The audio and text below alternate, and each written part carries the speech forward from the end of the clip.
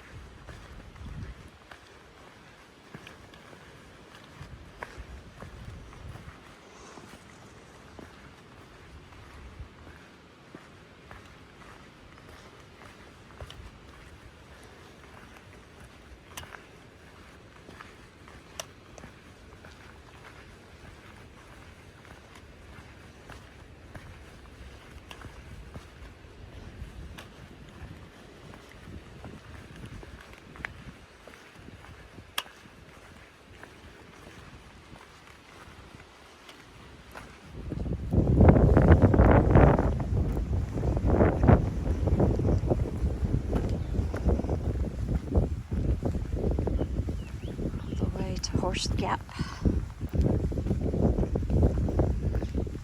Back uphill.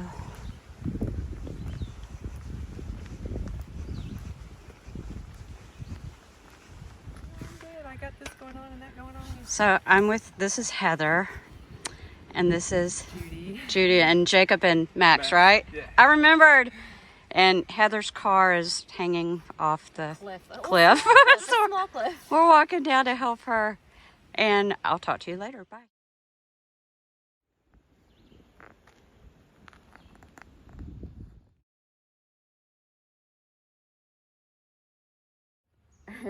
There's always things that are going to come up before you go on any trip, whether it's a hiking trip or a cruise or whatever.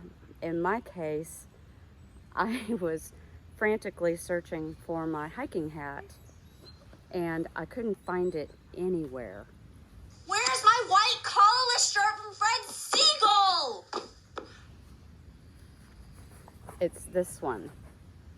and my husband actually found it under the car.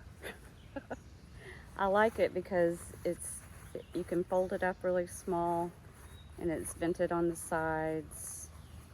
I think, yeah, right there. And it's really comfortable. It's a comfortable hat, and I love it, but I couldn't find it. So, I mean, you know, and that's just one thing. The next thing was we were putting together the cooking system, the Jetboil. I was sold a Jetboil. I had bought something else. Don't laugh. Don't point fingers. I got a canister at Walmart, and then the little the top connector part to it, and all I didn't have was the pot. But I mean, it was, you know, it worked like a charm. It's just that it was heavy. The canister was heavy. The little top part wasn't. It was fine. So I had gone back to REI, and the guy was like, well, look at the Jetboil, because it's a lot lighter. And I was like, whoa, this is really nice, because, you know, it comes in this nice little set that folds up inside your pack. Really nice. So I loved it. You know, there's this, open it up and your little canister fits inside, which is really awesome.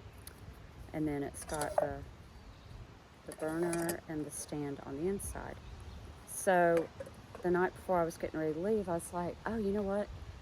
I haven't set that thing up and turned it on to make sure it works. There's no leaks and all that kind of stuff. I need to do that. So I got this out and I opened this up. I pulled this off. And I was like, this isn't making sense to me. What am I looking at here? And I was like, does this come off? And I pulled it and I was like, what does it do? Do? Yeah, what's it for? Well, nothing. I mean, that's the beauty of it. it's a dummy. It doesn't do anything. It's just for show.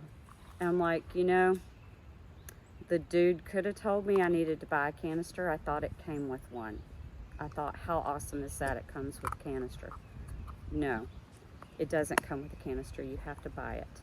So there I was at the last hour with my neat little lightweight cooking system without a canister. And I was like, crap, what am I gonna do? What am I gonna do? I can't run up there at 10 o'clock at night, they're closed. And I had my pack about as heavy as I wanted it, but I didn't have a choice. I took the plastic lid off. I took all this stuff out. I got this heavy ass thing, stuck it inside, folded that up, and put it in my pack. It's the only choice I had. So I will tell you that this and one that size, there's a big difference in weight. So anyway, I wasn't happy about that, but it is what it is. And I learned a valuable lesson. Everything that you do in life will teach you a valuable lesson, or it should. And this did. Make sure and check out your gear ahead of time. There is your lesson for today. So I'm going to put all this stuff back in. Okay, the next thing is I had a sleep system. And I was sold the Nemo like egg crate pad. It folds up. A lot of people have those. Thing is, most people, or I think a lot of people, have those and put the inflatable sleeping pad on top of that, and then put their quilt or sleeping bag or whatever on top of that. I was sold the pad and a GR20 blanket that's supposed to be rated for 20 degrees quilt, and got out and set up my tent and got everything ready on Hawk Mountain Sunday night, and the temperature dropped down to 35, 36 degrees with a wind chill of 28. And that quilt did not do the job. Phil, it's freezing out here. It's not Phil, it's Coach Weston. And it's not freezing out here. Yes, I froze to death. I put on every article of clothing I had. I put on my puffy coat, which was really awesome, by the way. I like the puffy jacket. I put on both pairs of socks, my leggings, my pants, 2 shirts, my beanie, but I couldn't get my feet warm. And so I put my mittens on my feet. Oh my gosh, I didn't sleep. I did not sleep. So the next morning, actually that night, I knew it was getting cold. I knew it was getting really, really cold. So I went ahead and used my Garmin InReach Mini, which if you don't have one, you really should have one in case of an emergency, because I used it. I had no signal, and I used it, and I texted my husband, hey, can you call Brett? I had 3 names, but eventually it was Brett who picked me up, shuttle driver, and he's awesome, and I actually got a lot of really good info and advice from him as well. So I was going to try to go to Horse Gap, but given the amount of time that it took me to get up Hawk Mountain, and it took me longer than it normally does on all my hikes, so I was like, just tell him to pick me up at Hightower Gap. And originally it was Dale that was going to pick me up at 3 o'clock. Well, by the morning, I really kind of wanted to just get up and go. I was freezing to death. I wanted to get hiking, and warm up a little bit. So I got up, got everything packed, got my tent packed, everything together, and was out on the trail by like 8, something like that. I don't know. It was really early. I was passing by all the friends that I'd made in the campsite, and they're like, hey Robin, you're out early. I was like, yeah, getting going. So anyway, I got to Hightower Gap in 30 minutes. It didn't take any time to get there. It was shocking that I felt really good, and I was hiking really good. So I was like, well, I'll just go. I've got a long time to wait. I'm not going to get picked up till 3 o'clock. This is a long time. And he's coming to Hightower Gap. Still don't have a signal, and I don't want to mess anything up. So I hiked over to Horse Gap, then came back. I know, that was stupid, but whatever. I got some miles in. That's really all I was looking for. Met Jennifer, who got her car stuck off a cliff. Daisy, who got her car stuck, and so and a couple other guys that we met, Max and Jacob, we kind of hiked down there to see if we could help her, and no, came back up, and I waited at Hightower Gap, and eventually got picked up by Brett. So end of story is I total mileage put in, including off trails and stuff like that, going down to get water, blah blah blah, was about 13.5 miles, and I'm super proud of that. I am. I have no complaints. I would have gone farther, and I actually think that I would have stayed on trail had I had a better sleeping system. Honestly, if I could have been warm and had a good night's sleep, I would have stayed. But lesson learned, lots of important lessons learned, and this is a first step. Even Brett was like, you did the right thing. Nobody has to hike the same thing. What are you barking at? You want my company? You need attention. Nobody has to hike the same hike. I keep hearing hike your own hike, and I get it. You don't have to hike the AT in a day. And for me, it'll be a lot of section hikes, and I'm totally okay with that. And I'm super proud of what I did. Super proud. So, there you go.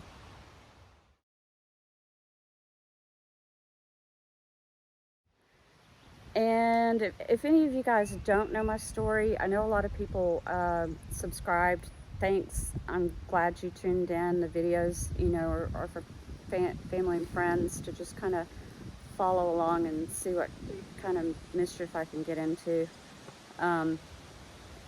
I was diagnosed with breast cancer in July of 2020, and in 2 years and 10 months, I've been through chemo, surgery, radiation, and additional monoclonal antibody treatment or targeted therapy. So almost 3 years of treatment. February, I ended treatment, and through the whole ordeal, I've been trying to stay active. In martial arts. I mean, I was nursing. I retired from nursing in March 2021, and I do martial arts as well. So, I mean, even if I could just do 5 kicks on a bag every day, I did 5 kicks on a bag with each leg every day. It was something. There were some days that I couldn't walk from the bedroom to the bathroom. I was just, it was a feat. But little by little, I just kept increasing the amount of exercise to increase my endurance. When I came out to South Carolina to open the martial arts school, and I got Daisy, we started walking, and I would walk a half a mile. And then I started coming out to Kings Mountain at the entrance, and I'd walk 3/4 of a mile. And then I found trails, and I would walk a mile. And then I would do it twice, and I'd walk 2 miles. And then I got to 4 miles. And then I just got hooked, and everybody was like, Why are you doing this? I just felt like running. so I love it. I love the mountains. I love North Carolina mountains. I love the Blue Ridge Mountains. I love being in the outdoors, and I believe that I've lived in the wrong state my whole life. I grew up in Texas and Shreveport, Louisiana, and we don't have the mountains. It's not that close. So I just love it, and I'm going to keep doing what I'm doing, and I'm going to go back to the AT. I'm going to do another section, and I'll do it section by section, and that's totally fine, and I'm happy with that, and I'm super proud of what I accomplished. I'm so proud. I'm not sad about it at all. I mean, all total mileage, 13 and a half, almost 14 miles just in 2 days, when my greatest mileage has been 8, and then I was carrying a pack. I'm happy with it. And thanks for tuning in, and come back, because I'm not done. I'm still out there. To all you survivors of any kind of disease, whether it's breast cancer or any other kind of cancer, keep up the good fight. Just keep up the good fight. Your life is worth living. Go live your life.